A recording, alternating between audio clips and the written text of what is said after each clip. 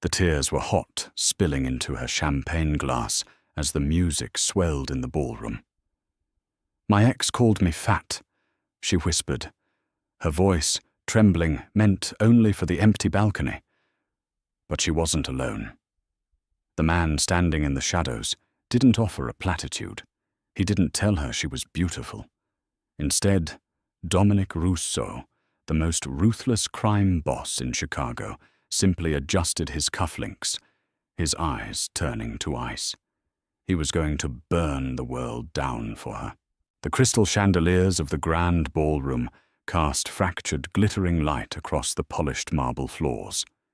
It was the annual charity gala for the pediatric hospital, a high society event where the air smelled of expensive perfume and old money.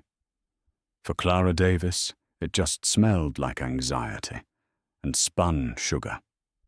Clara was not a guest. She was the owner of the Sweet Spot, a modest but meticulously run bakery on the edge of the West Loop. Securing the catering contract for the gala's dessert reception was supposed to be her big break. It was the lifeline her struggling business desperately needed. She had spent the last 48 hours covered in flour, meticulously piping gold leaf onto dark chocolate truffles and arranging miniature fruit tarts. She stood behind the expansive dessert buffet, smoothing down the front of her black catering apron. She felt out of place. Her curves, which she spent hours trying to hide under loose clothing, felt entirely too exposed in the uniform. It was a lingering poison in her mind, a toxic echo that she couldn't silence, no matter how hard she tried. "You'd be stunning, Clara, if you just lost 15 pounds. Just try for me." The voice in her head belonged to Gregory Hayes. 3 years. She had spent 3 years of her life contorting herself into knots to please a man who viewed her not as a partner, but as a renovation project. Gregory, a mid-level wealth manager at a prestigious downtown firm, thrived on control. His emotional abuse hadn't been a sudden explosion. It had been a slow, methodical drip. A comment about her portion size here, a helpful gym membership there, a lingering sigh when she tried on a dress. By the time she finally gathered the courage to leave him 6 months ago, she was a shell of herself, carrying a burden of self-loathing that felt heavier than any physical weight. Clara shook her head, forcing a bright, professional smile as a couple approached the table. She served them her hands, steady, trying to focus on the hum of the jazz band. Then her blood ran cold. Walking toward the table was Gregory. He was impeccably dressed in a tailored navy tuxedo, his hair perfectly coiffed.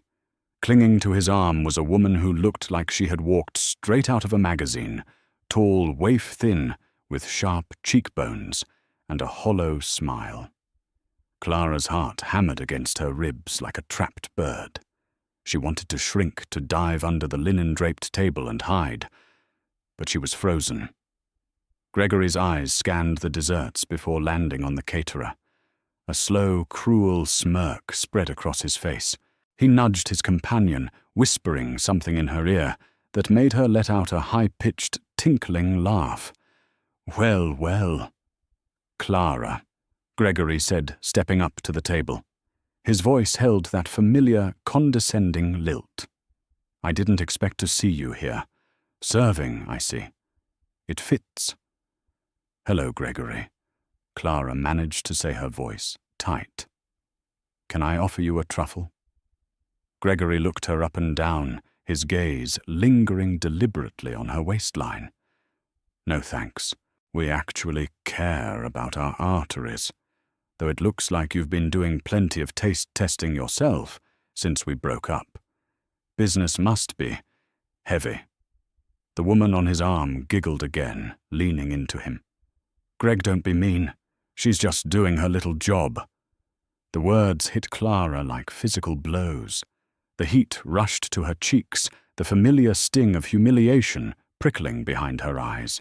All the work she had done in therapy, all the affirmations she recited in the mirror, crumbled into dust under his sneering gaze.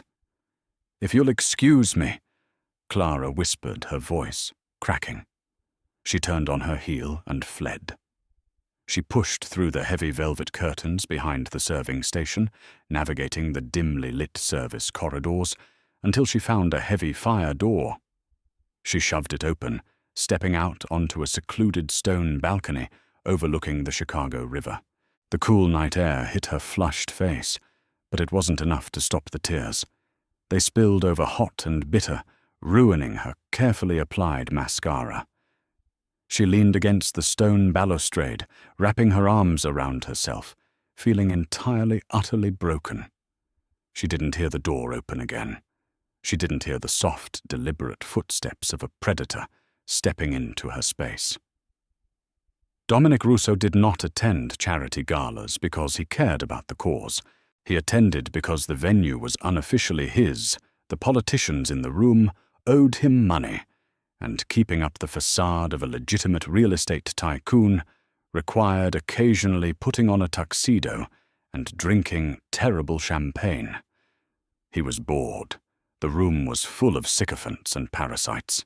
He had been on his way to a private exit when he saw her. He had noticed Clara earlier. She had a warmth to her, a genuine softness that stood out starkly against the plastic manufactured glamour of the crowd. He had watched her carefully arrange the desserts, admiring the flush in her cheeks and the curve of her hips. But then he had seen the interaction. He had watched the man in the navy tuxedo approach her, had seen the man's cruel smirk, and had watched the light violently extinguish from Clara's eyes. Dominic's jaw had tightened. He recognized the type. Weak men who tore down others to build themselves up. When Clara fled, Dominic followed, waving off his bodyguard Lorenzo with a subtle flick of his wrist. Now he stood in the shadows of the balcony, watching her cry. The sound of her quiet sobs grated against something primal and dark within his chest. Dominic was a man of violence. He dealt in blood territory and fear. He did not comfort people. But looking at Clara, her shoulders shaking in the moonlight, a strange, fierce possessiveness ignited in his veins. He stepped forward, the heel of his Italian leather shoe scraping softly against the stone. Clara gasped, spinning around. She hurriedly wiped her face, stepping back defensively. I'm sorry. I didn't know anyone was out here. I'm leaving." "Stay," Dominic said. His voice was a low, resonant baritone that commanded obedience without raising an octave. He stepped into the light. Clara blinked, momentarily forgetting her tears. He was strikingly handsome, but in a harsh, unforgiving way. Sharp jawline, dark hair, styled immaculately, and eyes so dark they looked like obsidian. He exuded an aura of absolute authority and latent danger. This was not a man you crossed. "You look like you'd rather be anywhere else in the world," Dominic observed, leaning casually against the stone pillar, though his eyes never left her face. Clara looked away, ashamed. I needed some air. It's nothing."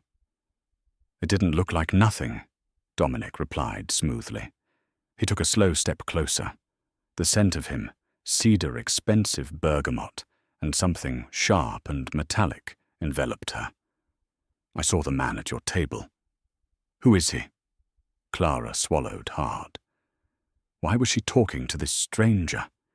Yet there was something undeniably grounding about his presence. He wasn't looking at her with pity. He was looking at her like she was the only thing that mattered on that balcony. "Just someone from my past," she murmured, staring at her hands. "A past that clearly still haunts you," Dominic noted. He reached into his breast pocket, pulling out a crisp white silk handkerchief, and offered it to her. Clara took it hesitantly. The fabric was soft against her tear-stained cheeks. The silence stretched between them, heavy and pregnant. The distant sounds of the city below sirens traffic, the rush of the river seemed to fade away. "You don't have to tell me," Dominic said, his voice dropping an octave, softening just a fraction. but I have found that keeping poison inside only kills you faster. The kindness, the unexpected validation from this terrifyingly handsome stranger broke the final dam of her restraint. The humiliation bubbled up raw and unedited. My ex called me fat. She whispered, her voice trembling, meant only for the empty balcony and the stranger's ears. He spent years making me feel like I took up too much space, and I thought I was past it. But one look from him, one comment, and I'm right back to being that worthless girl who isn't good enough. She squeezed her eyes shut, waiting for the polite awkwardness, the dismissive, "You're fine the way you are." Platitude. It never came. Dominic Rousseau didn't offer a platitude. He didn't rush to tell her she was beautiful, though he believed she was the most breathtaking creature he had seen in a decade. Platitudes were for weak men. Instead, a terrifying, icy calm settled over him. His eyes darkened, turning completely black in the moonlight. "What is his name?" Dominic asked. The question wasn't conversational. It was an executioner taking a ledger. Clara blinked, startled by the sudden shift in the air. The temperature seemed to drop 10 degrees. Gregory Hayes. But it doesn't matter, It matters?" Dominic interrupted softly. He reached out his large, calloused hand, gently catching a stray tear on her cheek. His touch was shockingly gentle compared to the coldness in his eyes. "No one is allowed to make you feel small, Clara." She gasped softly, her eyes widening. "How do you know my name?" Dominic's lips curved into a faint, dangerous smile. "I make it a point to know everything that happens in my city. I am Dominic." He didn't give his last name. He didn't need to. He stepped back, adjusting his cufflinks with precise, calculated movements. "Go back inside, Clara. Hold your head up. Sell your pastries, and do not waste another tear on a dead man walking." Before she could process his words, Dominic turned and walked back into the gala. Clara stood alone on the balcony, her heart racing, a strange, confusing warmth blooming in her chest. She had no idea that she had just unleashed a monster. The following week felt like a fever dream for Clara. It started on Tuesday. The sweet spot was facing a rent hike that threatened to close her doors permanently. Clara was crying over her accounting books when a man in a sharp suit walked in, handed her a cashier's check for $50,000, and told her it was an anonymous angel investment from a benefactor who appreciated her truffles. There was no paperwork, no return address, just a note in elegant, sweeping handwriting. "You deserve to take up space." Then there was the sudden, overwhelming presence of Dominic. He didn't ask her out on a date. He simply appeared. He would arrive at the bakery just as she was closing his massive black SUV, idling at the curb, flanked by men who looked like linebackers. He would bring her coffee, exactly how she liked it, though she never told him, and walk her home. He was a man of few words, but his actions were overwhelmingly possessive. When they walked down the street, he positioned himself between her and the traffic. If a man looked at her for too long, Dominic would cast a single chilling glance that sent them scurrying away. Clara knew he was dangerous. The expensive suits, the deference people showed him, the sheer aura of menace that he wore like a second skin. She wasn't naive. But around her, he was a shield. For the first time in her life, she felt entirely protected. Meanwhile, on the other side of Chicago, Gregory Hayes was learning what it meant to burn. It began subtly. Gregory's key card to his high-rise office building stopped working. When he went to security, he was escorted to HR by two large men who didn't work for the building. He was informed coldly that his employment at the financial firm was terminated immediately due to an anonymous tip regarding severe embezzlement and fraud. Gregory panicked. He tried to call his contacts, his wealthy clients, but no one answered. His phone lines were abruptly disconnected. By Thursday, his life was unraveling at a terrifying speed. He went to the bank to withdraw emergency cash, only to be told that all his assets had been frozen by federal order pending a massive investigation. His credit cards were declined. His luxury sports car was repossessed from his driveway in the middle of the night. "What the hell is going on?" Gregory screamed at his girlfriend Chloe as they sat in his suddenly dark, powerless penthouse apartment. The utility companies claimed he hadn't paid his bills in months, which was a lie, but no one would listen. Chloe, packing her Louis Vuitton bags by the light of her phone, didn't look at him with sympathy. "I'm not sticking around for a broke criminal, Greg. My agent says association with you is bad for my brand." She walked out, leaving him in the dark. Gregory was terrified. This wasn't bad luck. This was a targeted, systematic dismantling of his entire existence. Someone was destroying him. On Friday night, Dominic sat in the plush leather booth of his private club, swirling amber liquid in a crystal glass. The air was thick with cigar smoke, and the low hum of dangerous men doing dangerous business. Lorenzo, his right-hand man, approached the table and stood respectfully waiting to be acknowledged. "Speak," Dominic commanded, his eyes fixed on the glass. "It is done, boss," Lorenzo said, his voice a low gravel. "Hayes has been evicted from the penthouse. The IRS is auditing the last 7 years of his life. His reputation in the financial sector is permanently ruined. No firm in the country will hire him to sweep their floors, let alone touch their money." Dominic took a slow sip of his bourbon. And his physical state? Desperate, sweating. He's currently sleeping in a cheap motel off the interstate. He's been trying to call the bakery.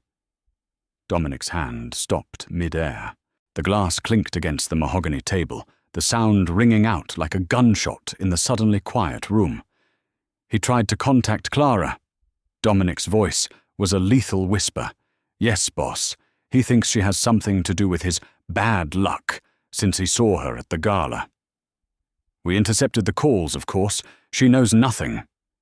Dominic stood up, buttoning his suit jacket. The icy calm that possessed him was more terrifying than any fit of rage. Gregory had taken everything from Clara, her confidence, her joy, her sense of self-worth. Dominic had intended to leave the man penniless and broken a pathetic shadow of the arrogant man in the tuxedo. But if Gregory dared to reach out to her, to try and inject his poison back into her life. "Lorenzo," Dominic said, walking toward the exit, his men falling in line behind him like wolves behind an alpha. "Yes, boss. Bring him to the warehouse by the docks. I think it's time, mister." Hayes and I had a conversation about the weight of his words. The air inside the abandoned shipping warehouse by the Southside docks tasted of rust-stale seawater and terror. The only illumination came from a single swaying industrial bulb suspended from the corrugated steel ceiling, casting long, grotesque shadows against the damp, concrete walls. Gregory Hayes sat in the center of that harsh circle of light. He was no longer the impeccably groomed wealth manager who had sneered at Clara in the grand ballroom. His designer suit was torn and stained with grease from the floor of the unmarked van that had transported him here. One of his expensive leather loafers was missing. His hands were bound tightly behind the back of a splintering wooden chair with heavy-duty zip ties. He was hyperventilating, his eyes darting frantically toward the heavy metal doors. "Help someone, I have money," Gregory screamed, his voice cracking horribly. "Whatever you want, I can get it. Just let me go." From the shadows, Lorenzo stepped forward. The massive enforcer didn't speak. He simply crossed his arms over his chest, his face an impenetrable mask of stone, and watched Gregory sweat.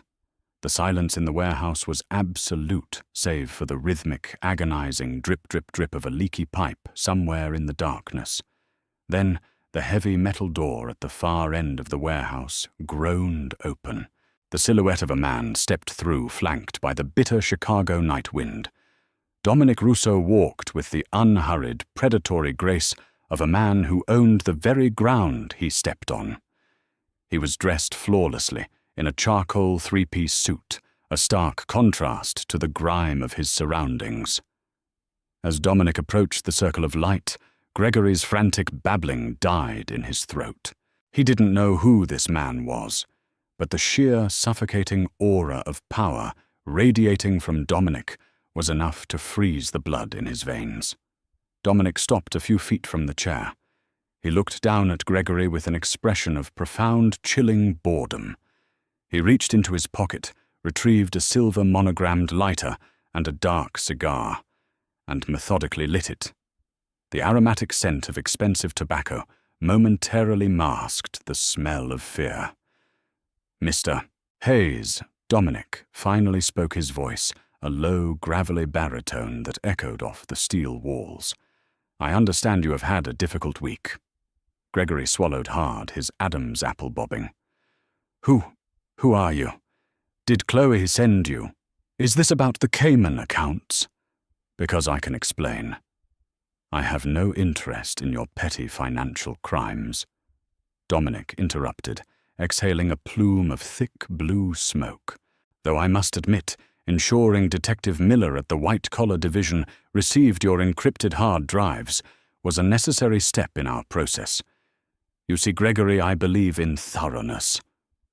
Gregory's eyes widened in horror. You did this. You destroyed my life. Why, I don't even know you." "No, you do not." Dominic agreed. He took a slow step closer, the cold detachment in his eyes shifting into something infinitely darker, something violent and primitive. "But you know Clara Davis." Gregory blinked, his brain struggling to process the name amidst the panic. "Clara. The baker. What does my fat, pathetic ex-girlfriend have to do with this?" The temperature in the warehouse seemed to plummet. Lorenzo subtly shifted his weight, bracing himself. He knew that look on his boss's face. Dominic moved so fast that Gregory didn't even have time to flinch.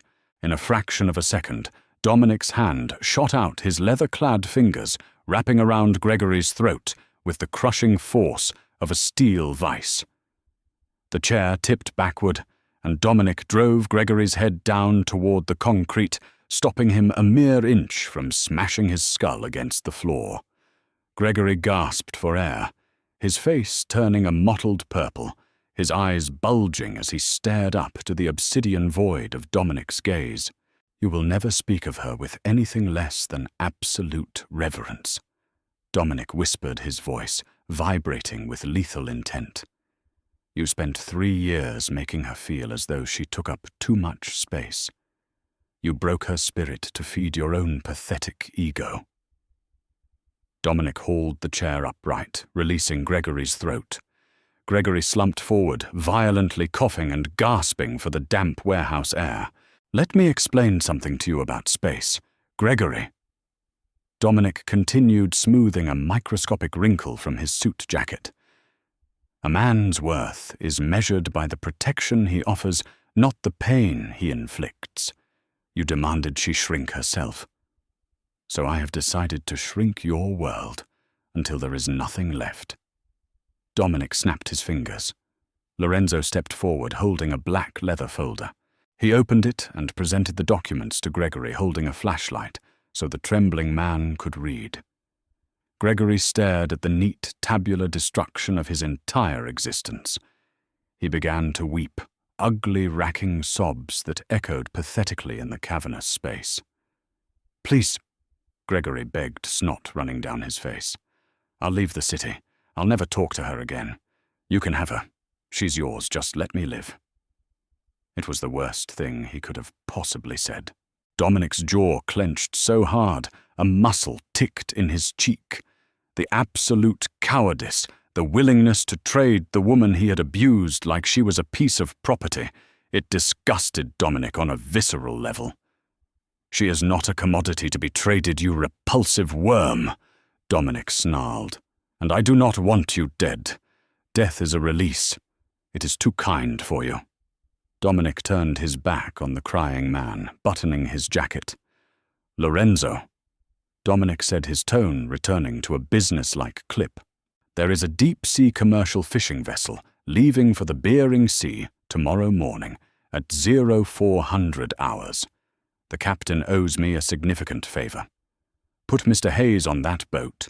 He will work the lowest deck gutting fish for the next 5 years to pay off the debt he now owes me for my time tonight. If he tries to escape, or if he ever sets foot in Chicago again, I understand, boss. Lorenzo nodded grimly. No. No, please. I get seasick. I can't do manual labor. Gregory shrieked, thrashing against the zip ties as Lorenzo stepped forward with a roll of heavy duct tape. Dominic didn't look back as he walked out into the cold night air. The screams were muffled as the heavy steel doors slammed shut behind him. The ledger was balanced. While Gregory's world was ending in darkness, Clara's was bathed in the warm, golden light of Sunday morning. The sweet spot was bustling. The smell of cinnamon, rising yeast, and brewing espresso filled the air. Clara was at the front counter, laughing as she handed a pink pastry box to a regular customer. Beside her, her lead baker and closest friend Sadie was wiping down the espresso machine. I'm telling you, Clara, you have a glow, Sadie said, leaning against the counter and raising an eyebrow. And I don't think it's from the new organic flour. It's that guy, the one in the scary, expensive suits who looks like he could snap a man's neck just by thinking about it. Clara blushed, her hands nervously smoothing her apron. Dominic, he's just a friend. He's been really kind to me. Kind, Sadie snorted. Right. The man looks at you like you're the only drop of water in the Sahara Desert. It's hot, but it's intense. Clara bit her lip, turning her attention to organizing the display case. It was intense. Every time Dominic looked at her, she felt a thrill of electricity shoot straight to her core. He had been a constant, quiet presence all week. Yet he hadn't made a move. He simply existed in her orbit, offering protection and an undeniable magnetic pull. Hey, turn up the radio. A customer sitting by the window called out. The local news is on. Sadie reached over and turned the dial on the vintage radio sitting on the shelf. The crisp voice of the WGN news anchor filled the bakery. In a shocking fall from grace-prominent Chicago wealth manager, Gregory Hayes is currently the subject of a massive federal manhunt. Authorities arrived at his former residence this morning to serve warrants for multiple counts of fraud and embezzlement, only to find the suspect missing. Sources close to the investigation suggest Hayes's entire financial portfolio was systematically dismantled over the past week in what experts are calling a highly sophisticated, targeted financial hack. Clara froze. The pastry tongs slipped from her hand, clattering loudly against the glass counter. Gregory, she whispered, the blood draining from her face. Whoa, Sadie muttered, staring at the radio. Isn't that your ex? The terrible one? Clara couldn't speak. Her mind was racing, connecting invisible dots at lightning speed. Gregory's sudden, catastrophic ruin. The anonymous $50,000 cashier's check that had saved her bakery. Dominic. She rushed to the back office, her heart pounding against her ribs. She pulled open her desk drawer and took out the note that had accompanied the check. You deserve to take up space. She then reached into her purse and pulled out a disposable coffee cup she had saved from the day before. Dominic had brought it to her, and on the cardboard sleeve he had written her name and a simple message. Drink this. You work too hard. She placed the note and the coffee sleeve side by side on her desk. The handwriting, the sharp, elegant, sweeping cursive, was an exact, undeniable match. Clara sank into her office chair, the breath knocked out of her. Dominic hadn't just comforted her on the balcony. He had actively, ruthlessly annihilated the man who had hurt her. She opened her laptop with trembling hands. She typed Dominic Chicago Real Estate into the search bar, pressing enter. The first few results were boring business profiles. But as she scrolled down, the articles shifted. Dominic Russo, the Shadow King of Chicago's West Side FBI, investigates Russo Syndicate in connection to union strong-arming. Acquittal for Dominic Russo in high-profile extortion case following disappearance of key witness. Russo, he was mafia. Clara stared at the screen, a chilling mix of terror and awe washing over her. The man who gently wiped her tears, who brought her coffee, who made her feel safer than she ever had in her life, was the most dangerous man in the city. He had literally burned Gregory's world to ashes just because she had cried. She should be running. She should be packing a bag and fleeing to another state. But as she sat there, in the quiet of her office, looking at the note he had written her, she realized a terrifying truth she didn't want to run. She wanted him. The rain fell in sheets on Tuesday night, turning the streets of the West Loop into slick, reflective mirrors. Clara stood inside the darkened bakery, having sent Sadie home early. She was waiting. She knew he would come. At exactly 9 p.m., the headlights of the black SUV cut through the downpour, pulling up to the curb. Clara's breath caught in her throat. She unlocked the front door just as Dominic stepped onto the pavement, an umbrella shielding him from the rain. He walked inside, shaking the water from his dark wool overcoat. "You're working late," Dominic said, his voice a low, comforting rumble. He stepped into the warm, cinnamon-scented air, looking entirely out of place, and yet exactly where he belonged. Clara locked the door behind him and turned, leaning against the glass. She didn't offer a smile.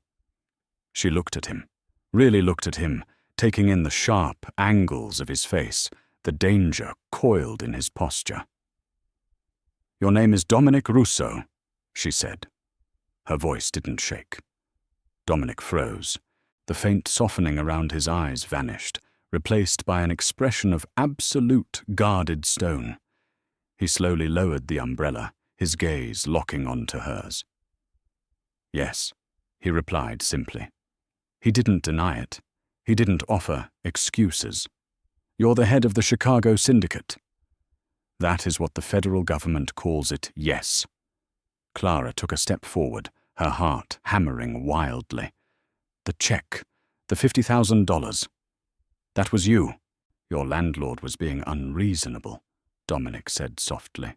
"I merely provided you with the capital to secure your rightful lease." "And Gregory?" Clara asked, her voice dropping to a whisper. "Did you provide him with capital too?" Dominic's jaw tightened. He took a slow, deliberate step toward her, closing the distance between them until she could smell the rain and cedar on his skin. "I removed an obstacle," Dominic said, his voice dropping an octave, vibrating with a dark, possessive intensity. "He is alive, Clara. But he is currently on a boat in the freezing waters of the North Pacific, and he will remain there until he learns the value of the space he occupies. He will never hurt you again. No one will." Clara gasped, staring up into his obsidian eyes. "You ruined his life because he insulted me." "I ruined his life because he broke you," Dominic corrected, lifting a gloved hand to gently brush a stray lock of hair behind her ear. The contrast between his violent words and his tender touch made her head spin. "You think of yourself as fragile Clara, but you are not. You are light. You are warmth. And I will burn the entire city to the ground before I let anyone extinguish you." Tears pricked Clara's eyes, not from sadness, but from an overwhelming, terrifying sense of being truly seen and fiercely protected. "Dominic, you're a criminal. You hurt people." I am a monster. Dominic agreed without hesitation. I live in the dark. I have done things that would make you sick. I should walk out that door right now and leave you to your sugar and your light. He leaned down his forehead, resting against hers, his breathing heavy. But I am a selfish man, and I cannot let you go. Clara closed her eyes, the war inside her mind, raging for only a second before her heart won. She reached up her small, flour-dusted hands, gripping the lapels of his expensive coat. She pulled him down and kissed him. It was a collision of two different worlds. Dominic groaned a guttural sound of surrender, his arms wrapping around her waist and lifting her off the ground. He kissed her with a desperate, starving intensity, tasting of rain-black coffee and danger. But the fairy tale of their collision was about to be violently interrupted. While Dominic was focused entirely on Clara, his enemies were watching. The Moretti family, a rival faction controlling the South Side, had been looking for a weakness in Dominic Russo's armor for years. Donato Moretti, a brutal old-school mobster, had noticed Dominic's new unprotected asset, the baker in the West Loop, the Moretti threat. Leader Donato Moretti. Ruthless, impulsive, expanding territory. Objective: seize the West Loop, humiliate the Russo syndicate, target Clara Davis. Moretti believed threatening her would force Dominic to surrender his shipping ports. Suddenly the front window of the sweet spot exploded inward. Glass rained down like deadly confetti. Clara screamed as Dominic spun her around, shielding her body with his own as they crashed to the floor behind the heavy oak display counter. "Stay down!" Dominic roared, his romantic, gentle demeanor vanishing instantly. He drew a sleek, black, suppressed handgun from his shoulder holster with terrifying speed. Three men stepped through the shattered window frame, their faces obscured by dark ski masks, wielding heavy iron pipes and handguns. They were Moretti's men, led by a thug named Vinny. "Russo!" Vinny yelled, his voice echoing in the ruined bakery. "Donato sends his regards. Hand over the girl and maybe we don't burn this little cupcake shop to the ground." Dominic didn't negotiate. He moved with lethal, terrifying precision. He popped up from behind the counter, his weapon barking twice in rapid succession. Puffed. Puffed. The muffled sounds were followed instantly by the thuds of two Moretti men hitting the floor, neutralized by perfect shots to their kneecaps. Vinny panicked, raising his weapon toward the counter. But before he could pull the trigger, the front door was kicked open off its hinges. Lorenzo and three of Dominic's heavily armed guards flooded into the room. Within seconds, Vinny was disarmed and forced to his knees, a gun pressed hard against the back of his head by Lorenzo. The bakery was dead silent, save for the groans of the wounded men and the rain pouring in through the shattered window. The smell of gunpowder mixed nauseatingly with the scent of vanilla. Dominic slowly stood up. He walked out from behind the counter, his gun still drawn, his eyes dead and cold. He looked like the devil himself. He approached Vinny, grabbing the man by the throat and lifting him off his knees. "Tell Donato!" Dominic whispered, his voice a horrifying hiss, "that he just declared war, and tell him to look at the sky tomorrow night, because I am going to burn his South Side operations to the ground." Dominic threw Vinny to the floor. "Get them out of here," he commanded Lorenzo. "Clean the street. I want no police." As his men dragged the groaning thugs out into the rain, Dominic stood in the center of the ruined bakery. His chest heaved. He slowly turned to look at Clara, who was still kneeling behind the counter, her hands covering her mouth. Dominic's heart seized. He saw the terror in her eyes. He had exposed her to his world, the blood, the violence, the absolute darkness. He holstered his weapon and took a step back, raising his hands in a gesture of surrender. "I'm sorry," Dominic said, his voice cracking for the first time in his adult life. "I brought this to your door. I will pay for the damages. I will post guards a block away so you never see them. You will never see me again." He turned to walk out into the rain, accepting his punishment. He had tried to hold on to the light, and he had only brought it destruction. "Stop!" Dominic froze. He turned back. Clara stood up. She was trembling, her apron covered in glass shards and dust. She looked at the blood on the floor, at the shattered display case that held her dreams. It was terrifying. It was madness. But then she looked at Dominic. She saw the man who had burned an abuser's world to protect her mind, the man who had thrown his body over hers to protect her life. She saw the profound, agonizing vulnerability in his dark eyes, a king willing to walk away from his throne just to keep her safe. Clara walked out from behind the counter. She stepped over the broken glass, ignoring the ruin around her. She reached Dominic, taking his large, shaking hand in hers. She noticed a deep cut across his knuckles from the shattered window. Without a word, she grabbed a clean linen napkin from a nearby table and gently wrapped it around his bleeding hand.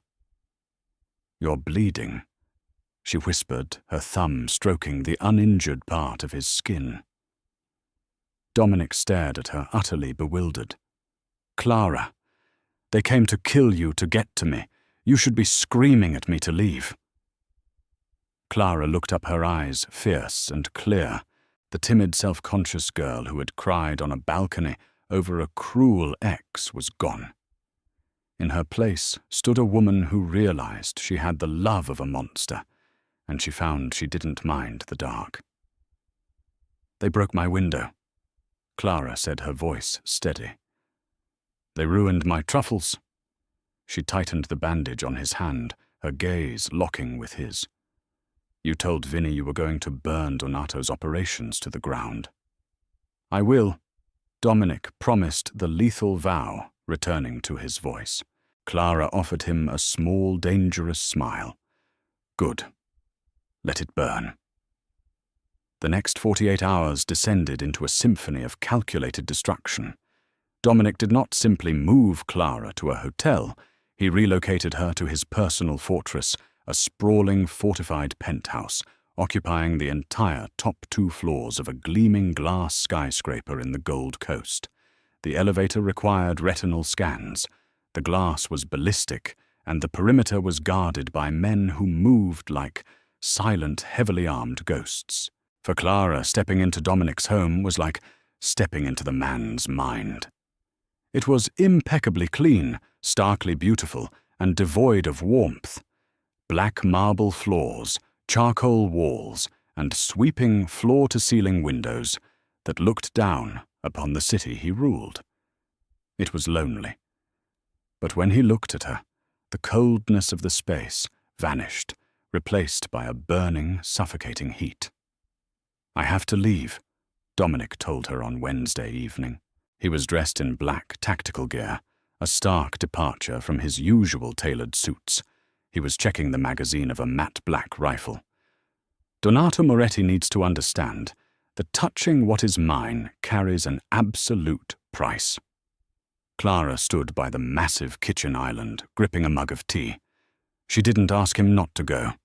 She understood the rules of the world she had chosen to step into. If Dominic showed weakness, men like Moretti would tear them both apart.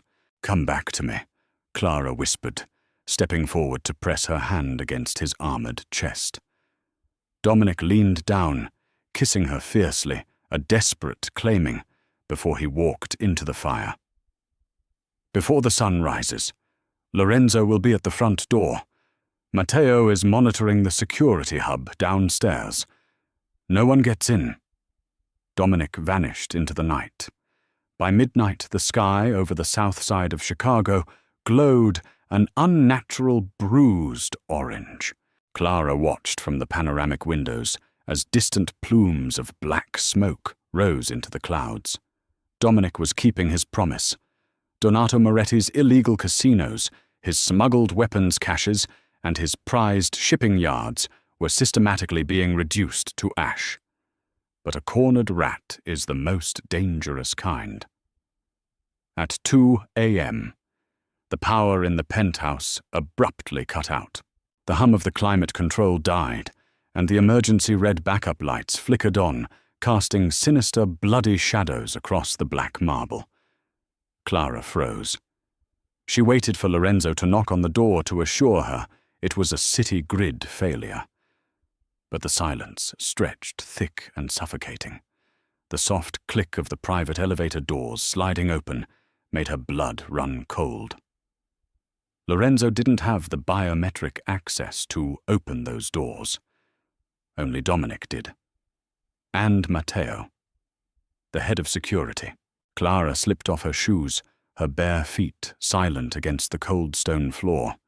She crept toward the massive industrial kitchen, pressing her back against the stainless steel refrigerator.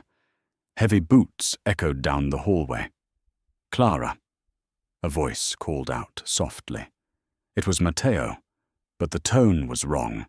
It wasn't the respectful clip of Dominic's guard. It was a sneer. "Don't hide, sweetheart. Dominic is a little busy dealing with Donato's decoy warehouses. He left his real prize unguarded." Clara's mind raced. Traitor. Moretti had bought Matteo. "Donato wants to meet the baker who made the great Dominic Russo lose his mind." Matteo continued his footsteps, growing closer, entering the dining room adjacent to the kitchen. "Come quietly and I won't have to hurt you. Lorenzo is currently bleeding out in the stairwell, so no one is coming to save you." Clara's heart hammered against her ribs, but the panic that used to paralyze her, the fear that Gregory had instilled in her for years, was gone. Dominic had shown her that she was worth burning the world for. She refused to be a pawn used against him. She looked around the dim kitchen.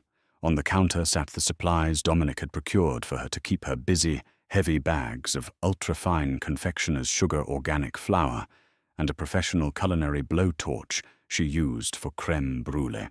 She remembered a safety course she had taken years ago to get her commercial bakery license. Suspended particulate matter. Combustible dust. Matteo stepped into the kitchen, a suppressed pistol raised. His eyes locked onto her hiding spot behind the island. He smiled a cruel, triumphant expression. "There you are, little baker." "Matteo, don't do this," Clara said, keeping her voice trembling to feign the terror he expected. Her hands, however, were entirely steady out of his sight. She silently sliced open a massive 10-pound bag of flour with a paring knife. "Nothing personal. Moretti pays better." Matteo stepped forward, lowering his gun slightly, expecting her to surrender. Clara didn't cower. With a sudden explosive surge of adrenaline, she grabbed the bottom of the severed flour bag and hurled it upward with all her might. A massive, blinding white cloud of ultra-fine powder erupted into the air, completely filling the space between them. Matteo coughed violently, momentarily blinded, raising his arm to shield his face. "You stupid bitch!" he coughed, raising his gun blindly. Clara clicked the ignition on the culinary torch. The blue flame flared to life. She threw the ignited torch straight into the center of the suspended flour cloud and dove hard behind the heavy granite island. The reaction was instantaneous. The flame ignited the airborne carbohydrate particles, creating a devastating, localized thermobaric explosion. A massive fireball blew through the kitchen with a deafening whoosh. The shockwave shattered the nearby glassware and blew out the pantry doors. Matteo's agonized scream echoed through the penthouse. The flash fire consumed the oxygen in seconds, severely burning the traitor and throwing him backward into the dining table. Clara gasped for air, covering her head as debris rained down. Suddenly the stairwell doors burst open. Dominic stormed into the penthouse, entirely covered in soot rain and blood. He had realized the trap the moment Moretti's warehouses offered no resistance. He had broken every speed limit in Chicago to get back to her. He found Matteo writhing on the floor, his skin scorched, his weapon useless. Dominic didn't hesitate. He raised his sidearm and put 2 bullets into Matteo's chest, ending the threat instantly. "Clara," Dominic roared, dropping his weapon and sprinting into the ruined kitchen. Clara slowly stood up from behind the island. She was covered head to toe in white flour, her hair wild, her face smudged with soot. She looked at the dead traitor, and then up at the most dangerous man in the city.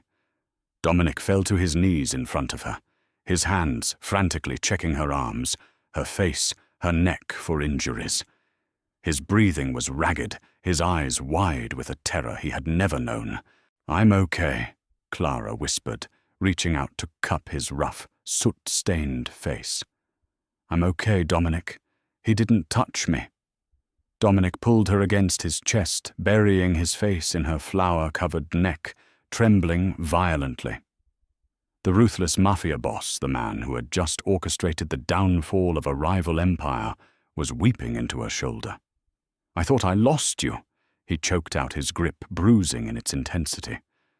"I thought I lost my soul." Clara wrapped her arms around him, resting her chin on his broad shoulder. She looked at the flames, still licking the edges of the shattered cabinetry. "I told you," Clara said softly, her voice carrying a newfound, unbreakable steel. "Let it burn." 6 months later. The spring sun shone brightly over the West Loop. The neighborhood had moved on from the violent night in November, mostly because the police reports had been quietly buried, and the insurance payouts had been excessively generous. The sweet spot had reopened, but it was no longer a modest, struggling shop. It had been entirely remodeled. The display cases were imported Italian glass. The countertops were pristine white quartz, and while the pastries were as delicate and beautiful as ever, the security was absolute. The 2 large men in tailored suits sipping espresso at the corner table were not there for the ambiance. Lorenzo fully recovered from the stairwell. Ambush stood by the door, acting as a very intimidating greeter. Clara stood behind the counter, piping delicate rosettes of buttercream onto a tier of vanilla cupcakes. She hummed softly to the jazz playing over the speakers. She wore a tailored crimson dress that hugged every curve of her body curves. She no longer hid curves that the most powerful man in Chicago worshipped like religion. The bell above the door chimed. Dominic walked in. The temperature in the room seemed to shift, the patron subconsciously sitting up a little straighter. But Dominic only had eyes for the woman behind the counter. He wore a navy suit that cost more than a luxury car holding a single perfect white rose. He walked up to the counter, entirely ignoring the line of customers. No one dared to complain. "Mr. Russo," Clara teased, a bright smile lighting up her face. "Cutting the line is bad for business." "I own the building, Mayor Regina. My queen," Dominic replied, smoothly, leaning over the counter to press a lingering, possessive kiss to her lips. He tasted of mint and danger. He set the white rose next to the register. "I came to take you to lunch." "I have to finish this order for the mayor's office," Clara said, gesturing to the cupcakes. "They requested my specific truffles, the ones that started all of this." Dominic's eyes softened a rare, genuine warmth that was reserved strictly for her. Donato Moretti was gone, buried in an unmarked grave outside the city limits. The rival syndicate had been absorbed, and Chicago was entirely under Dominic's iron-fisted rule. And Gregory Hayes' Clara occasionally thought of him. Lorenzo had casually mentioned a few weeks ago that the Bering Sea had been particularly brutal this winter, and the deckhands were working 20-hour shifts gutting salmon in freezing rain. Clara felt no pity. The ghost of the man who had made her feel small was completely exorcised. "Take your time," Dominic said, stepping behind the counter and wrapping his strong arms around her waist from behind. He buried his face in her hair, breathing in the scent of sugar and vanilla. "I have all the time in the world for you." Clara leaned back into his solid chest, piping the final rosette. She looked at their reflection, in the mirrored wall behind the espresso machine, the ruthless king of the underworld and the baker who had blown up his kitchen. She used to cry because she thought she took up too much space. Now she occupied the center of Dominic Russo's entire universe, and she knew with absolute certainty that he would gladly watch the rest of the world burn to ashes just to keep her warm. Wow, what an intense and emotional journey. If Clara and Dominic's story of revenge, empowerment, and dark romance kept you on the edge of your seat, please hit that like button right now. Have you ever had to reclaim your power from someone who tried to make you feel small? Let us know in the comments below. We love hearing your thoughts. Don't forget to share this gripping mafia romance with your friends who love a fierce female lead and a protective, ruthless hero. Subscribe to our channel and ring the notification bell for more incredible, thrilling stories every single week.